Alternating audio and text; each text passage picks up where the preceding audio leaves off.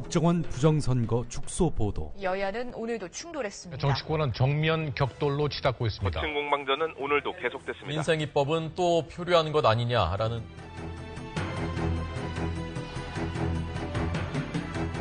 장악당한 언론은 진실로부터 멀어지고 있습니다. 낙담하지 마십시오. 국민TV가 이제 날개짓을 하려고 합니다. 조합원으로 가입해서 위대한 역사를 함께 만들어 갑시다. 미디어 협동조합 국민TV 홈페이지 또는 서울 전화 3144-7737 또는 3144-0933으로 가입하실 수 있습니다. 네, 간밤의 지구촌 소식은 황준호 기자와 함께합니다. 황준호 기자. 예, 안녕하십니까? 네, 안녕하십니까? 예. 우리 외교부 차관이 일본 자민당의 대승을 바란다는 말을 했다고요? 어제 일본을 방문한 김규현 외교부 제1차관이 일본 외무상한테 외무상을 만나서 한 말입니다. 어제 도쿄의 외무성 청사에 가서 기시다 후미오 외무상을 만났는데요. 기자들이 그 옆에 있는데도 불구하고 이번 참의원 선거에서 크게 대승을 거두기를 기대한다라고 말했습니다. 김규현 차관은 나중에 기자들이 물어보니까 그냥 덕담으로 한 말이다 이런 식으로 진화를 했는데 언론들이 그 말을 인정해서 그런지 그냥 구설수에 올랐다 이런 식으로 좀 가볍게 다루고 있는데요. 저는 이거 아주 심각한 발언이었다고 봅니다. 그러게요. 저도 심각해 보입니다. 아베 총리의 자민당이 크게 얘기해야 한다 뭐 그런 얘기죠? 그렇습니다. 침략의 역사를 부정한 아베가 이번 선거에서 압승을 하면 헌법 개정 그리고 야스쿠니 신사 참배 이런 게 나선 게 뻔한 상황인데요. 그런 당의 대승을 기원한 거는 부적절했다는 지적이 있습니다. 당연한 지적인데요. 그런데 저는 그런 차원에서도 문제가 컸지만 더 중요한 것은 외교부 차관이 우리 외교의 근간을 물어뜯었다는 게 더 크다고 봅니다. 우리가 보통 국정원이 정상회담 대화록을 공개한 걸 가지고 국가의 근간을 흔들었다 이렇게 얘기하고 또 선거 부정은 민주주의의 근간을 무너뜨렸다 이렇게 비판을 하는데요. 그거는 노무현 대통령이나 문재인 후보를 지지해서 그러는 게 아니라 누가 그걸 해도 그렇게 하면 안 되는 거니까 이걸 문제 삼는 건데 그렇죠. 김규현 차관의 발언도 이게 단순히 아베당을 편들어서가 아니라 어떤 당이라고 해도 외교적으로 그렇게 하면 안 되기 때문에 문제가 심각한 겁니다.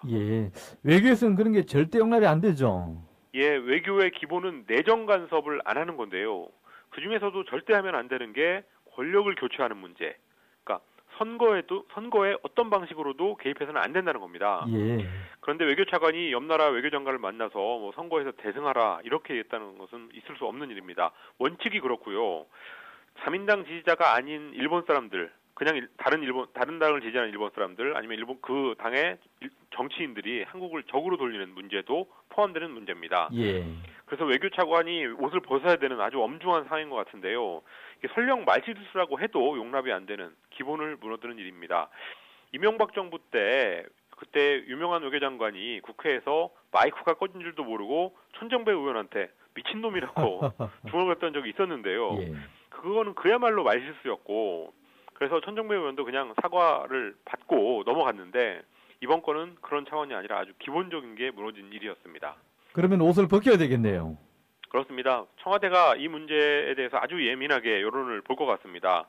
청와대가 정말 두려워하는 부분을 건드린 건데요. 지난주에 귀태 발언 있을 때도 대통령까지 나섰다는 걸 보면 알 수 있듯이 그 청와대는 전범 기시노부스케의 외손자 아베 그리고 박정희의 딸 박근혜 이 프레임에 대해서 아주 민감하게 생각하고 있다고 합니다. 그래서 아베하고 박 대통령이 악수하는 사진이 좀 안 좋게 유포되는 거를 거의 공포에 가까운 그렇게 두려워하고 있는데 외교차관이 이런 실수를 한 데 대해서 대통령의 심기까지 건드릴 수 있을 것 같습니다. 김규현 차관은 외교관 생활을 아주 오래 한 소위 커리어 외교관인데요. 어떻게 이런 실수를 했는지 이해가 안 갑니다. 자, 전시작전 통제권 환수 재연기에 대한 미국의 첫 반응이 나왔다죠? 마틴 댐시 미국 합참의장이 미국 의회 인준청문회에서 이 문제를 얘기했는데요. 한국이 미국의 전자권 전환을 재연기하자고 한 후에 나온 미국 고위급의 첫 번째 반응이었습니다. 한국의 바람하고는 다르게 예정대로 2015년에 하자라는 답을 했는데요. 댐시 의장은 예정대로 전환하는 것을 지지한다. 군사적 측면에서 전자권 전환의 시점은 적절하다. 이렇게 얘기했습니다. 그러면서 한국군은 매우 능력이 있지만 전자권 전환을 위한 작은 부분에서 일부 차질이 있을 수 있다라고 얘기를 했는데요. 예. 그러니까 한국 정부는 북한 핵 문제 때문에 전자권 환수를 연기해야 된다라고 했는데 미국 합참의장은 그런 문제가 아니라 만약에 문제가 있다면 돈 문제 정도 있는 거 아니냐 이런 말을 한 걸로 해석되고 있습니다. 박근혜 정부로서는 당혹스럽게 됐네요. 예, 미국 합참의장이라는 고위직이 한 얘기니까 허를 찔렀다고도 볼 수 있고 예. 그런 점에서 앞으로 대미 외교를 더 열심히 할 것 같습니다.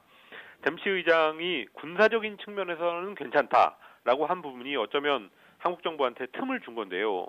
원래 미국 군부에서는 빨리 환수하고 싶어 하니까 정치적으로 오바마 정부를 설득하려고 할 것 같습니다. 예. 그리고 합참의장이 저렇게 나온 거는 다른 측면에서 보자면 전자권 전환을 또 연기하려면 더 비싼 값을 받겠다. 이런 의도도 있는 것 같습니다. 이명박 대통령의 외교안보 수석을 했던 천정우 씨는 현 정부하고 딴소리를 했죠. 이것도 정부한테는 상당히 당황스러운 소식인데요. 예. 천정우 전 수석이 미국에 갈 일이 있어서 거기서 한국 기자들 몇 명을 만났는데 한겨레 신문 보도를 보니까 전자권은 원래 계획대로 전환돼도 큰 안보 위기가 없을 거고 북한의 핵위협이 있건 없건 전자권이 전환돼도 아무 문제가 없도록 다 대책을 세워놨다. 이런 얘기를 했습니다. 예. 또 미국은 전자권 전환을 연기하는 걸 별로 안 좋아할 거고 빨리 우리한테 넘겨주고 싶어 할 거다. 전자권 전환 여부가 미국에는 큰 문제가 아니다. 이런 말도 했습니다.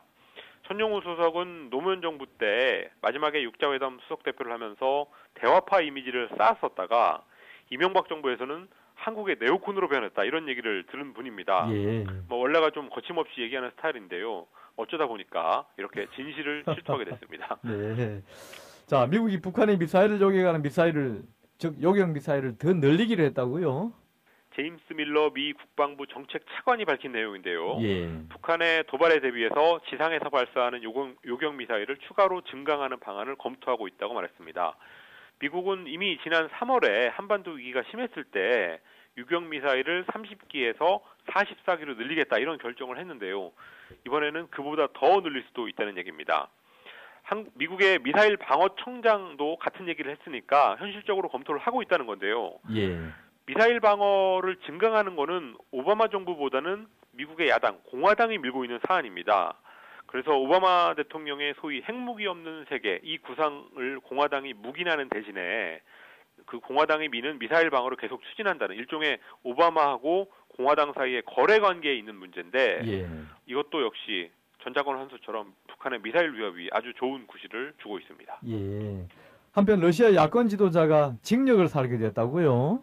푸틴 대통령의 장기 집권에 맞서면서 인기를 많이 끌었던 알렉사이 나발리라는 야당 정치인이 횡령 혐의로 징역 5년을 선고받았습니다. 예. 나발리는 37밖에 안 되는 변호사인데요. 작년에 푸틴이 선거 부정으로 대통령이 됐다라고 항의하는 시위에서 야권의 유력한 지도자로 떠올랐었습니다. 그래서 이번 9월에 모스크바 수도의 시장 선거에 나갈 계획이었는데 한 기업의 고문으로 활동하다가 횡령 사건을 일으켰다라는 이유로 유죄를 받았습니다. 항소를 하기는 할 건데 재판이 오래 걸리기 때문에 모스크바 시장 출마는 철회했습니다. 푸틴의 성향으로 볼 때는요. 예. 누가 봐도 정치보복을 생각할 수밖에 없겠는데요. 예, 국제사회에서도 그런 비판이 많이 나오고 있고요. 그래서 푸틴 반대 세력을 많이 결집시킬 것 같습니다. 나발리는 정치보복이라고 하면서 독서를 퍼붓는데 러시아 국민들이 한 줌의 괴물들한테 예속됐고 이 봉건 사회를 파괴해야 된다라고 주장했습니다. 그리고 그에 앞서서 그저께 블로그에 올린 말도 인상적이었는데요. 현재 권력은 건강한 대여가 아니다. 그러니까 대여는 큰 고기가 아니다. 예. 그러면서 위기를 감지하면 TV를 통해서 거짓말을 퍼뜨리면서 스스로 부풀어 오르는 보고와 두꺼비에 불과하다라는 글을 썼습니다. 예. 지지자들한테는 용감하게 하고 실천이 중요하다라는 말을 했는데요. 작년에 미국 언론이 푸틴이 가장 두려워하는 남자다라고 했었는데 정말로 두려워할 일이 생길지 관심이 가고 있습니다. 네, 자 끝으로 이란 대통령이 퇴임을 앞두고 이라크를 방문했다고요? 아마드네자드 이란 대통령이 어제 이라크 바그다드에 갔는데요. 다음 달 퇴임을 앞두고 미국의 속을 마지막으로 뒤집어 놓은 일이었습니다. 이란하고 이라크는 80년대에 8년간 전쟁을 할 정도로 원수지간이었고 예. 당시 미국은 이라크를 지원했었습니다. 그런데 2000년 들어서 미국이 입장을 바꿔서 이라크를 침공했고 후세인을 제거해서 시아파 정권을 세웠는데요. 예. 그 옆나라 미국의 적국 이란도 같은 시아파이기 때문에 이라크 전쟁의 최대 수혜자는 이란이다. 뭐 미국이 죽 써서 개를 줬다 이런 얘기를 듣고 있습니다. 예. 그것을 상징하는 장면이 이번에 이란 대통령의 이라크 방문인데요. 사실 아마디네자드는 이미 2008년에 이라크를 처음으로 갔었습니다. 예. 그때 공항에서 독재자가 없어지니 참 좋다라고 능청을 떨었었는데요. 그러니까 미국이 민주주의를 심는다고 후세인을 제거해줘서 자기는 손 안 대고 코 풀었다라는 아주 절묘한 표현이었는데 이번에 다시 그런 장면을 연출하면서 미국의 심사가 더 뒤틀릴 것 같습니다. 예, 황 기자 수고하셨습니다. 예, 감사합니다. 이상 황준호 기자와 함께했습니다. 지금 여러분께서는 언론인 정운현이 진행하는 국민TV 라디오 시사 프로그램 정운현의 타임라인을 듣고 계십니다.